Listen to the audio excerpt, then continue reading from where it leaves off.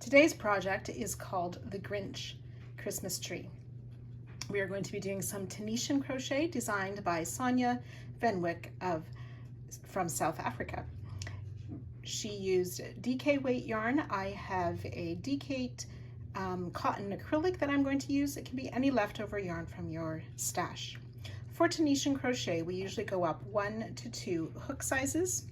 I crochet loosely, so I am only going up about a half a hook size from the suggested hook for the label, and I'll give you some pointers on that as we work so you know which hook size to use as well. So we'll start with a loop on our hook and chain 15.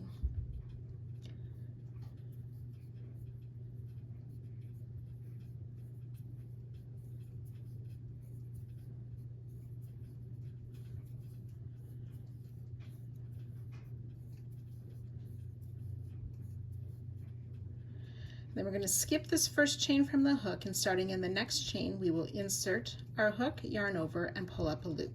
Now there's 2 ways you can do this. Some people prefer to work on the back side and put the hook under that back bump of the chain to yarn over and pull up a loop, which makes a nice finished edge. So you can work that way if you prefer. You can insert in the chain going under 2 loops. Sometimes Tunisian has a lot of curl to it. I find going under just the back loop of the chain works for me. So that's how I'm going to pick up my loops. So however you do it, you insert, yarn over, pull the loop up, and leave those loops on the hook. And we'll just work that in each of the chains, skipping that first one. So then when we get to the end of our chain row, there should be 15 loops on our hook.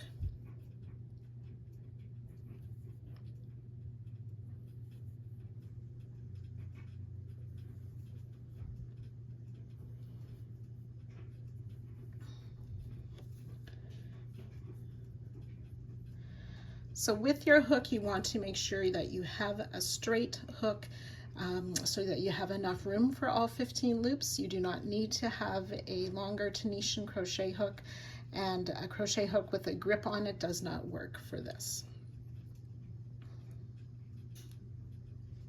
So 15 loops on our hook. And then we'll work what's called the return pass. So we yarn over, pull through that first loop, then yarn over, pull through 2 loops until there's 1 loop left on the hook. So when we picked up the loops, that's called the forward pass.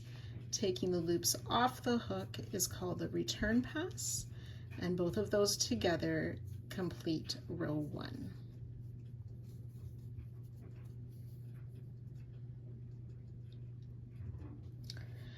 So then for row 2, we're going to make a Tunisian simple stitch in each loop. So not using this first loop of the side, but under the next front vertical bar or loop, we insert our hook, yarn over, pull up a loop.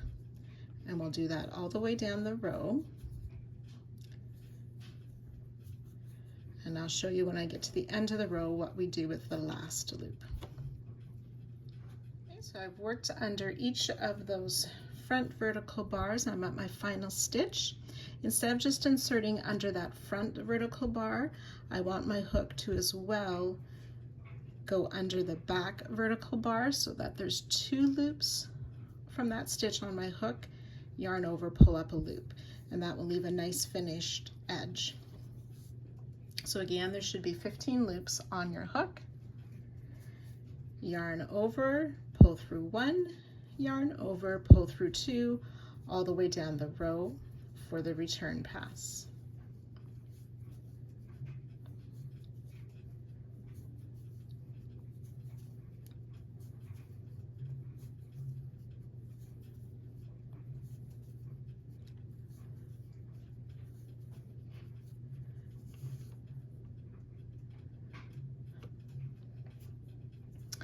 Okay, and then row 3 will work in the same way, not using that first loop, but starting with the second loop, insert, yarn over, pull up a loop. We'll do that all the way across again. And then again, remember on that final row to insert your hook under both loops, the front and the back loop of that side stitch, to yarn over, pull up a loop. 15 loops. We'll work the return pass in the same way, yarn over, pull through 1, then yarn over, pull through 2 until there's only 2 loops left on your hook. So I'll let you work that now. Now at this point you want to take a little bit of a look at your fabric swatch to determine if you're using the right hook size. If it is really curled up at this point, your hook size is too small, you will want to go up a hook size. There will be a little bit of curl, that's the nature of Tunisian crochet, and usually the border solves that at the end. If you have a lot of large gaps or holes, now there's always going to be a bit more on this last row until we work a stitch, but even between my first and second rows I can see some holes there. It's not bad. I'm going to try with a smaller size hook and see what the difference is there for mine. If it's really large holes and pretty lacy looking, you will want to go down a hook size or two as well. So you can decide that at this point. So I went down to a 3.5 millimeter size hook, and you can see how my holes aren't as large between my rows, but it still doesn't roll up as much. So I'm happier with this. I'm going to proceed.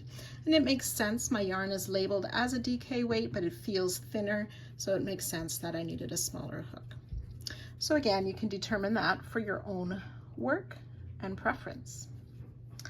So for row 4, we're going to make a 2 together stitch, which is a decrease. So we insert under those 2 loops. So again, we never use the side loop here.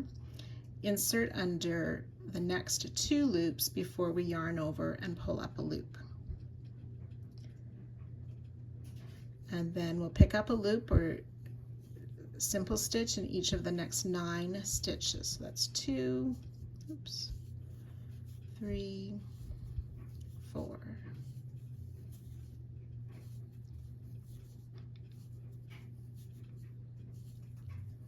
8, and 9. The 2 together stitch, so hook under both of those next 2 stitches, yarn over, pull up a loop, and then on the side edge, making sure our hook goes under both of those loops, yarn over, pull up a loop. And we'll do the return pass. So yarn over, pull through 1, then yarn over, pull through 2 loops to work our way down the row until there's 1 loop left on our hook. Oops.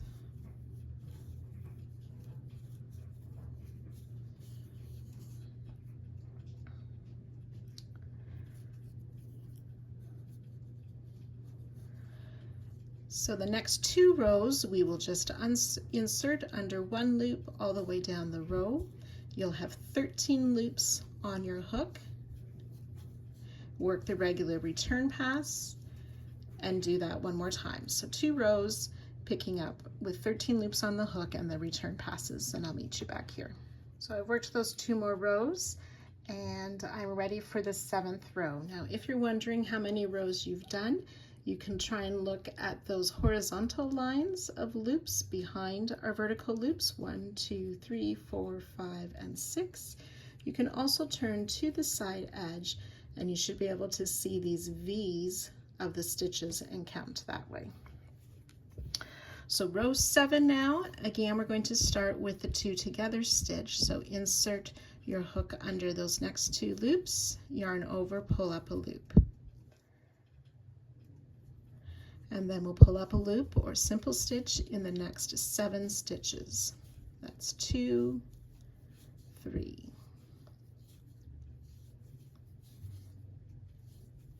6, and 7. And then yarn or hook under those next 2 loops to make another 2 together stitch, and hook under those 2 side edges, pull up our loop. So there should be 11 loops on your hook. Yarn over, pull through 1, yarn over, pull through 2 for our return pass.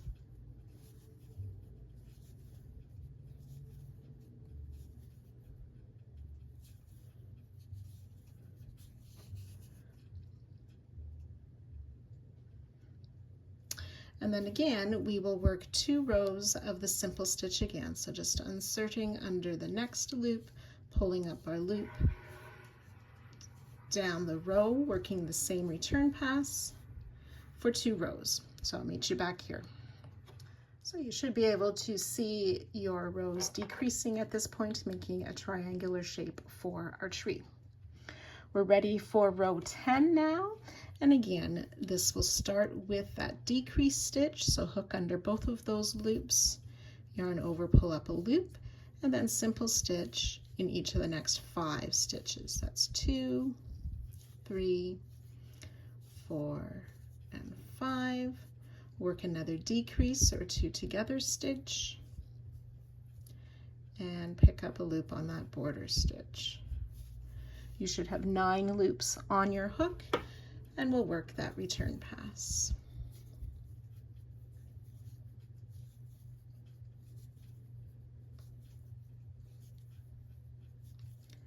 Eight and 9. And again, 2 more rows of the simple stitch. So inserting under each loop to pick up a loop, and 2 rows of that, working our return passes each time. So row 13, again, we start with that 2 together stitch, pick up a loop in each of the next 3 stitches. That's 1, 2, and 3. Doing the decrease, that 2 together stitch, pull up a loop on the border, and there should be 7 stitches on our loop, or 7 loops on our hook. We'll work our return pass,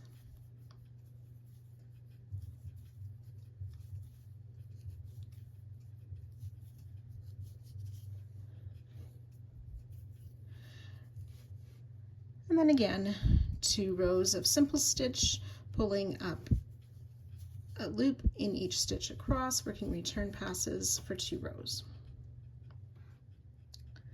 Ready now for row 16, starting with that 2 together stitch for a decrease, pull up a loop in the next stitch, another 2 together stitch, and pull up a loop in that side stitch. So 5 loops on our hook, work the return pass,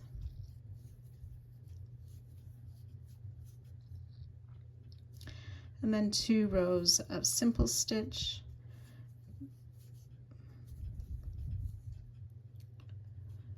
working the return pass for each of those. That's 1 and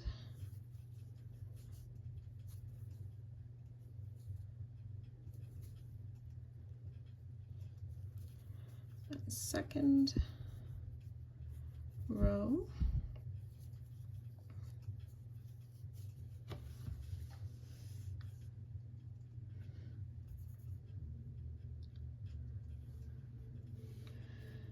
Now for this next row, which is row 19, we're going to do a 3 together stitch. So we take our hook, insert under the next 3 vertical loops or bars, yarn over, pull through all 3 to pick up that loop.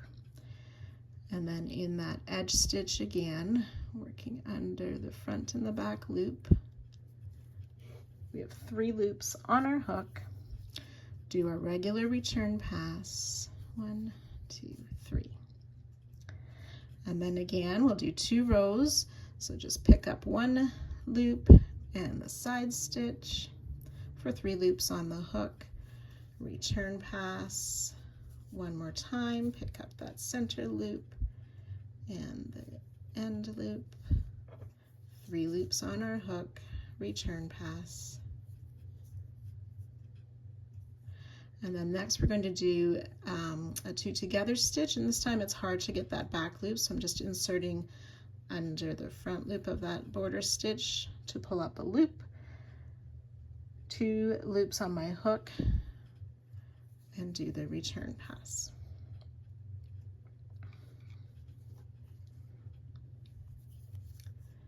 So we're going to chain 1, so starting with this row we just completed, we're going to single crochet all the way down the side. So we insert our hook under that front and back loop of that side stitch and complete a single crochet. So that's 2, 3.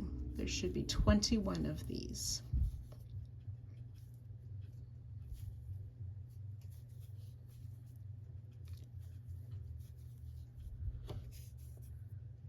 I've worked in the row ends for 21 single crochet. In this last row here, I want to make 3 single crochet, and this will help form the corner. 1, 2, and 3. So we're going to work along the bottom part way, and then we'll make the trunk of the tree. So in the next 5 stitches, so we've worked that edge stitch. 1, I'm trying to work over my tail as well. So that's 2, 3, 4, and 5. For the trunk now, we will chain 3. We're going to skip the first chain where our hook is. In the next chain here, we will insert and pull up a loop, and same with that next chain, insert and pull up a loop. And then in that single crochet we just made, I want to insert my hook through the 2 legs and out the back side and pull up a loop there as well. This time we are going to insert our hook in the tree in that next free chain to pull up a loop, and that gives us 5 loops on our hook. Then we yarn over and pull through 2 loops down the row of the trunk.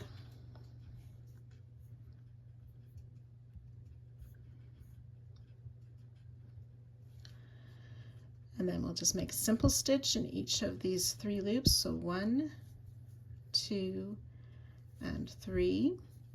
Find that next available chain on the tree, pull up a loop, yarn over, pull through 2.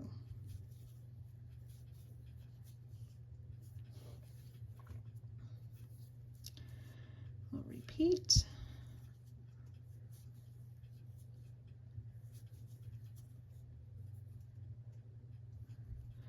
Find that next available chain, pull up a loop, yarn over, pull through 2. And then we'll do the bind off for that row. So insert under that first loop, pull up a loop, and pull that through the loop on our hook. 1, 2, and 3. And then we're going to continue along our chains here. So it'll be single crochet in each of the next 5 stitches.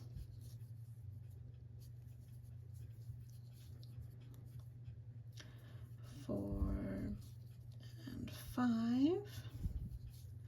And then working in that first row, the end, we're going to make those 3 single crochet for our corner stitches.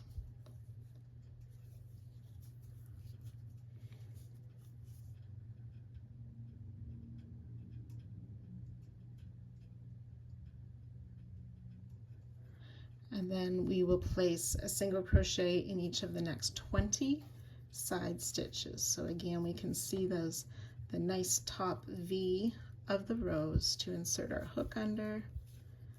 That's 2. I'll try that once more. 2, 3, 4. So we want to do that for 20 times. So I've worked the 20 single crochet. I want to put a single crochet in that top or that last row that we did. Actually, we want 3 single crochet in there, 2 and 3, and then join with a slip stitch to that starting single crochet and fasten off. So you can sew in any of the ends and then use your creativity to decorate this tree however you wish. You could make tiny little instruments, or you could, ornaments, or you could embroider them on. I have this little yellow flower that I've made that I think I'll fix to the top of my tree. And you could also put a ribbon through the top so you can hang it on the tree or use it as a decoration on some gift wraps, and many more. You could even do two of them, sew them together and stuff them for a bit of a stuffy. So I look forward to seeing how you use this project, and thanks again to our designer Sonja for a fun and quick Christmas Tunisian crochet pattern.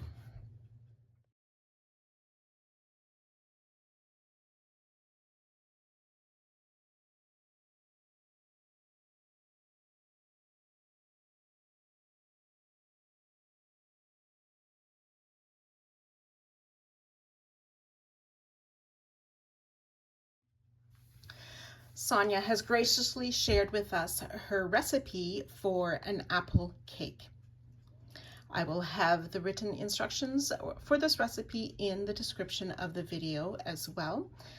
To me, it looks like the perfect thing to make to get together with some friends over the holidays, brew a fresh pot of coffee or tea, get your Christmas mugs out, and enjoy time together with friends.